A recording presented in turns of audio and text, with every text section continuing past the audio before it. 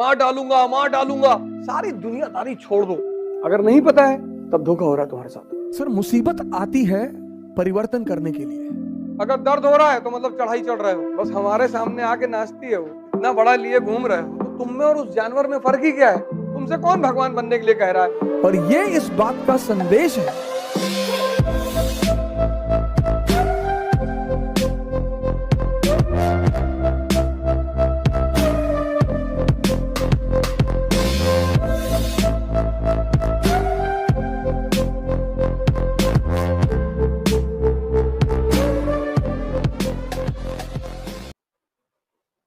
हिंदुस्तान में एक शब्द है तपस्या, बहुत प्यारा शब्द है। अगर तुम ये शब्द समझ गए,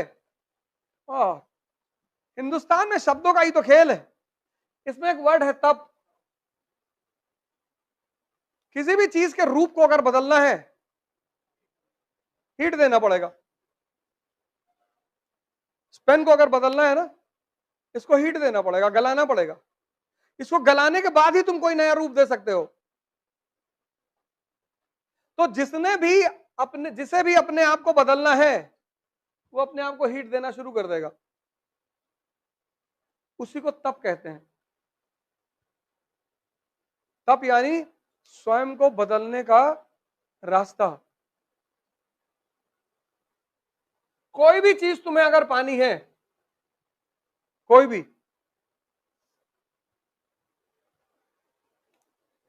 आईएएस तो बहुत छोटी चीज है।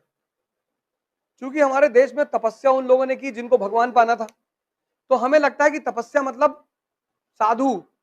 नहीं, जिसको भी किसी बड़ी उपलब्धि को पाना है, उसे टेम्परेचर बर्दाश्त करना पड़ेगा। नहीं, वही फॉर्मूला ही है, और कोई फॉर्मूला ही नहीं। इसलिए तुम चाहे जितनी बड़ी कोचिंग में चले जाओ, चाहे जितना पैसा खर्चा कर दो, अगर तुम खुद को बदलने को तैयार नहीं हो, तो कोई भी कोचिंग तुम्हें सूट नहीं करेगी। तुम्हें कोई कुछ ना बना पाएगा बेवकूफ बनाने के सिवा। जो भी बनोगे वो तुम खुद ही बनोगे। इसलिए जब भी बड़ी बड़ी चढ़ाइयों पे चढ़ने की कोशिश करना, तो एक बात देखना, दर्द हो रहा है कि नहीं। अगर दर्द हो रहा है तो मतलब चढ़ाई चढ़ रहे हो। तुमको अपने आप को बदलना होगा। से तो आईएएस की तैयारी में इतने लोग आते हैं, आधे ज्यादा 70% तो पहले ही निकल जाते हैं। क्योंकि इसका जो पहला चरण है खुद को बदलना, वो बहुत खतरनाक है। इसका पहला चरण ही तो खतरनाक है। अब तुम कॉलेज में, कहां तुम कॉलेज में 8 घंटा पढ़ने के आदी थे? एग्जामिनेशन से पहले 10 क्वेश्चन इंपॉर्टेंट मिल गया, तुम लिख आए।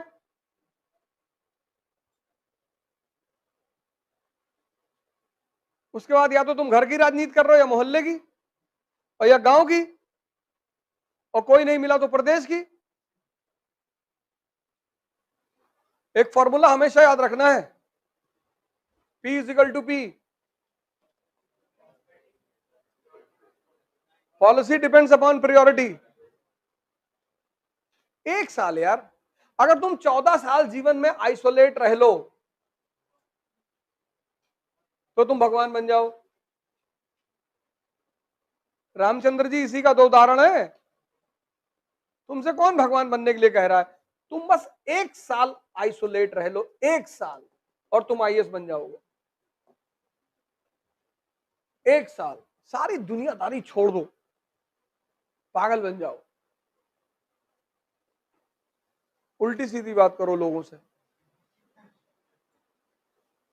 लड़कियों को तो और आसान है, बाल खोल के आगे करके ऐसे ऐसे लगी चिल्लाना। लड़कियों के लिए तो बहुत अच्छा है। तुमसे डर के मारे तुम्हारे करीब कोई नहीं आएगा। 2 महीने में एक बार कर दो, डेली मत करना। ना पता लगा डॉक्टर के पास ले जा रहे, इलाज करा रहे, झाड़ फूक का। और माँ बाप को कॉन्फिडेंस में लेके, उनको बता के कि हम ऐसा करने जा रहे हैं, और उसी में जिससे तुम सबसे ज्यादा चिढ़ती हो, उसी को उठा के 2-3 जूता मार दो खींच के। मार डालूंगा, मार डालूंगा। डालूंगी नहीं, मार डालूंगा। मेरा जन्म मध्य प्रदेश में हुआ था, ऐसी कोई कहानी सुना दो, तुमसे वैसे ही लोग दूर रहेंगे। जो ज्यादा बैठ के तुमसे दुनियादारी करे उससे ऐसे धीरे धीरे आंख चढ़ा के देखना शुरू करो, समझ जाएगी आ रहा है।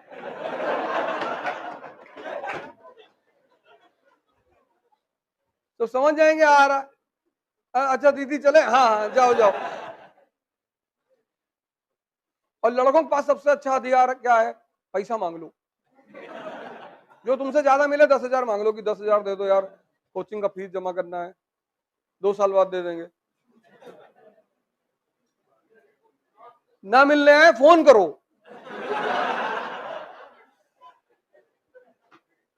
लड़ाई मत करो किसी से। इस दिमाग का अगर तुम इस्तेमाल अपने विकास के लिए नहीं कर सकते तो तुम में और उस जानवर में फर्क ही क्या है?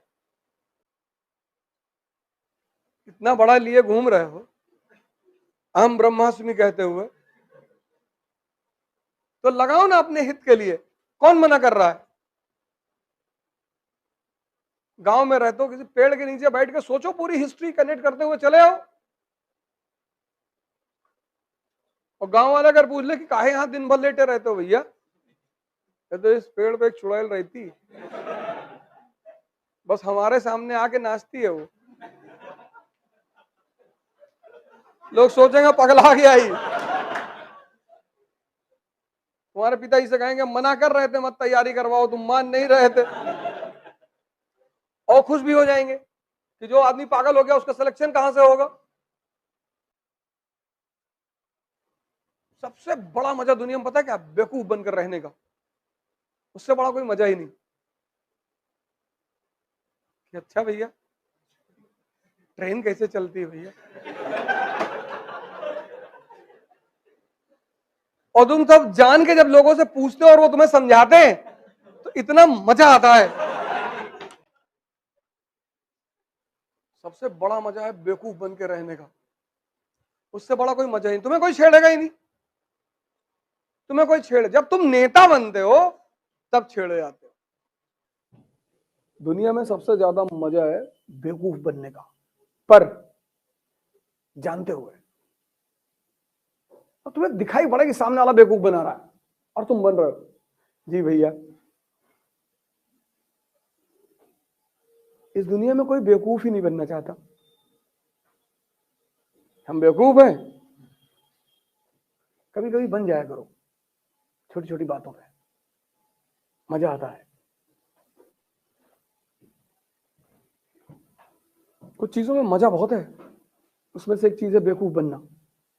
बशर्ते पता होना चाहिए, बशर्ते पता होना चाहिए। अगर नहीं पता है तब धोखा हो रहा है तुम्हारे साथ।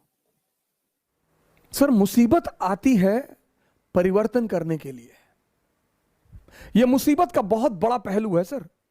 मुसीबत जब भी आई, ये मेरे पिताजी ने मुझसे कहा, उन्हें गांव से भगा दिया गया तो बेचारे भगोड़े हो गए। वो गांव वालों ने भगा दिया, वो कोई पीछे था नहीं तो गांव वालों ने भगा दिया, तो माँ बाप दोनों बेचारे इधर उधर अपना भटकते रहे।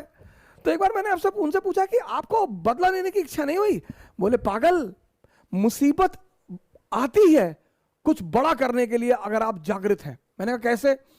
बोले राम राजा बनने जा रहे थे। मेरी आदत है क्रॉस क्वेश्चन करने की। मैंने कहा कैसे? बोले राम राजा बनने जा रहे थे। मैंने कहा हाँ। बोले मुसीबत आ गई। हाँ। मैंने कहा बिल्कुल। बोले 14 साल जंगल में रहे। मैंने कहा हाँ। बोले उसी जंगल में रहकर भगवान बने। पिताजी ने कहा कि देखो मुसीबत आई। मैंने कहा हाँ। बोले वो मुसीबत को मैं उन्होंने मजा लेना शुरू कर दिया, तैयार है। पिता दशरथ कह रहे हैं कि तू मना कर दे, वादा तो मैंने किया था ना, तू मना कर दे कि मैं नहीं जाऊंगा, मैं देख लूंगा। अरे बोले नहीं, जाना तो है ही है।